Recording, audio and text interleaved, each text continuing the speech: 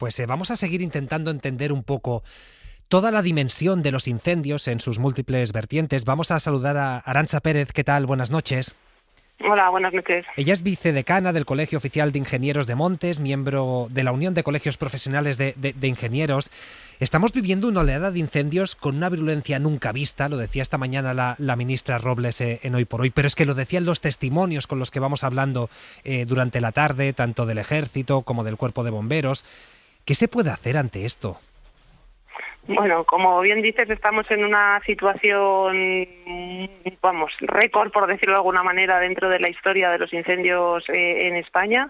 Es verdad que la simultaneidad de todos ellos, lógicamente no ayuda a las labores de extinción, pero bueno, sí que como bien dices, desde el Colegio Oficial de Ingenieros de Montes, lo que llevamos intentando transmitir y trasladar desde hace tiempo es que sí, hay un factor sobre el que sí que podríamos intervenir, que no es la meteorología, que no es esos calores extremos y esas olas o esas ráfagas de viento, pero que sí ese factor lo que puede hacernos es disminuir esa intensidad de los fuegos, ¿no? Entonces, gestionando el combustible que se encuentra el fuego una vez ha comenzado, sí que seríamos capaces de que la energía que se genera pues estuviese se fuese menor y nos permitiera a los servicios de extinción que estamos viendo últimamente que han dado todo lo que han podido, que están desbordadísimos, pues que pudieran con mayor facilidad acometerlos. Escuchábamos hace poco que a lo mejor venía un avión anfibio y descargaba y el agua puede que no llegue ni siquiera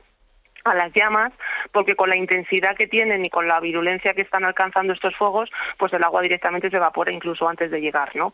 Entonces, para bajar esa energía, lo que tenemos que hacer es un poco gestionar nuestros espacios forestales, que ocupan más de la mitad de España, y tenerlos pues resilientes a este cambio climático y adaptados y preparados para que cuando en siguientes veranos lleguen otra vez estas condiciones extremas de meteorología y lleguen causas del fuego, sea cuales fuera, no provoquemos, como si dijéramos, unos grandes incendios fuera de capacidad de extinción, que es lo que estamos viendo estos días. Y para gestionar bien este combustible que ahora citaba, ¿cuál es la mejor forma? Es decir, porque hablamos muchísimo de prevención, la necesidad de prevenir.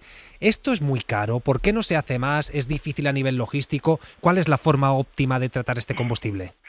Bueno, lo que estamos viendo es que sin duda alguna sería mucho más rentable y mucho más barato que la factura que nos va a suponer a todos estas labores de extinción y luego de restauración de esos ecosistemas perdidos y de esos pueblos y de esas víctimas también un poco humanas en cuanto no solo a los fallecidos, lo cual pues lamentamos profundamente, como no puede ser de otra manera, sino también con toda la gente que ha perdido sus viviendas, sus bienes personales, etcétera, ¿no? Entonces la manera de gestionar eso es invirtiendo en gestión forestal, en gestión del territorio, en generar paisajes mosaico como teníamos hace unas décadas y nuestros antepasados pues podían estar sacando leñas, metiendo ganado, sacando madera para productos, yendo a por resina, a por corcho. Eso generaba un paisaje que es el que contemplamos hoy, que era fruto de un uso.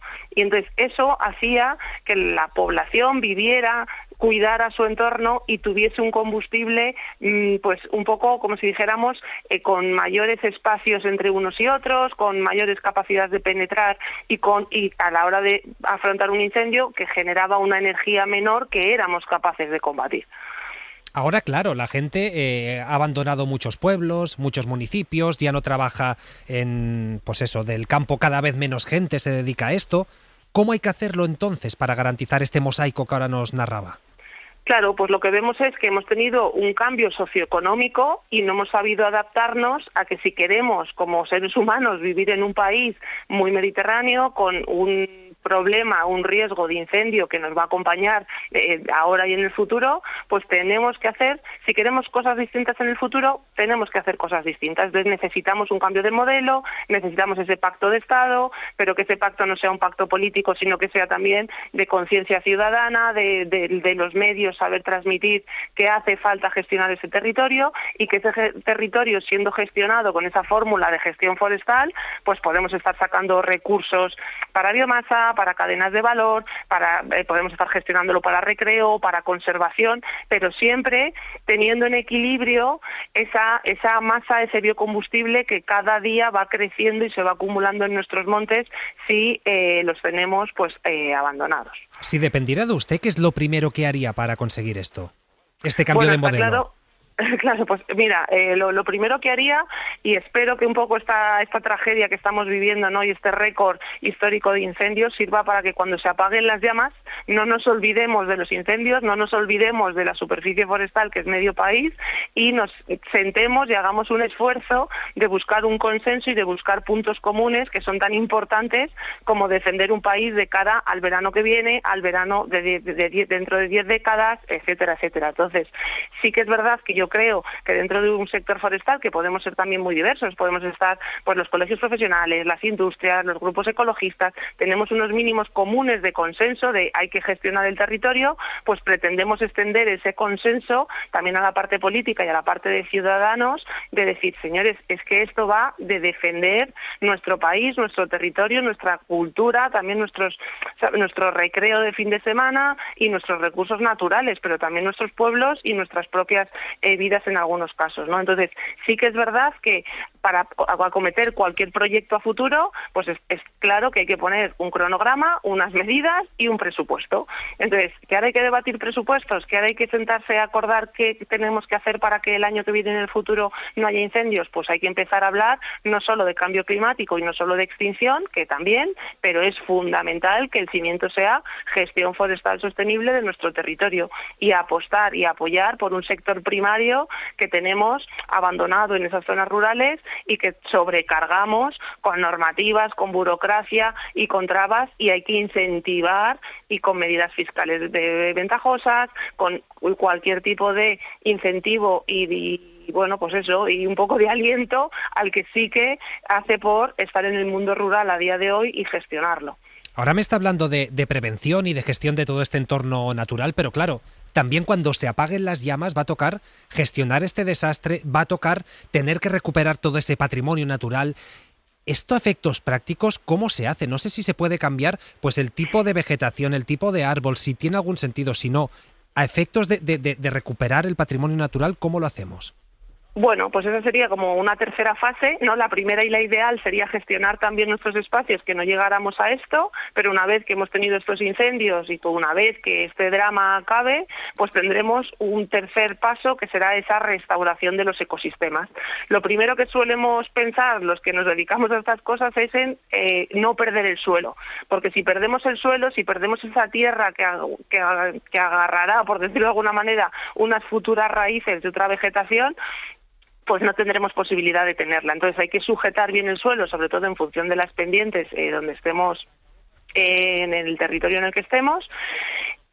También hacer labores de sacar esa madera quemada, porque también pueden ser fruto de futuras plagas, y ver un poco cómo vamos a gestionar esos espacios. ¿Por qué? Porque también dentro del sector forestal pues luchamos y lidiamos también con una serie de bulos, ¿no? Y hay una cosa que sí que tenemos que entender, es que por ejemplo, hay bosques que cuando tienes una ladera desnuda, sí, tienes que poner la primera especie que vaya a crecer ahí, o la primera especie que tú hagas una repoblación, tiene que ser una especie tolerante al sol. Luego vendrán otras, a lo mejor en el futuro, que estén cubiertas por esa sombra de esos primeros bosques y que crezcan más a futuro. Es verdad que los tiempos de la naturaleza no son inmediatos y son muy a largo plazo, y que por eso a veces cuesta también convencer un poco a la decisión política de hacer medidas que vamos a ver dentro de 40 o de 50 años, pero es que la naturaleza no entiende de nuestros ritmos y de nuestras prisas. Entonces, bueno, hay medidas que sí que son más inmediatas y otras que tienen que ser, como decíamos también al principio, planificadas a largo plazo, con unos presupuestos y con una paciencia que el medio natural inevitablemente necesita. Desde luego, escuchaba a Arantxa Pérez y pensaba, fíjense que la receta más o menos es lo mismo que ocurre con la vivienda. Es decir, hacen falta políticas a largo plazo que no vamos a notar pues ni el año que viene, ni el otro, ni el siguiente, sino que vamos a tardar, pero que son necesarias, y a la vez algunas de impacto pues para paliar la situación. Pues con los incendios un poco nos está pasando lo mismo. Arantxa Pérez, vicedecana del Colegio Oficial de Ingenieros de Montes y miembro de la Unión de Colegios Profesionales de Ingenieros, muchas gracias por estar esta noche con nosotros en Hora 25. Nada, muchas gracias a vosotros. Un saludo. Un saludo, que vaya muy bien. Y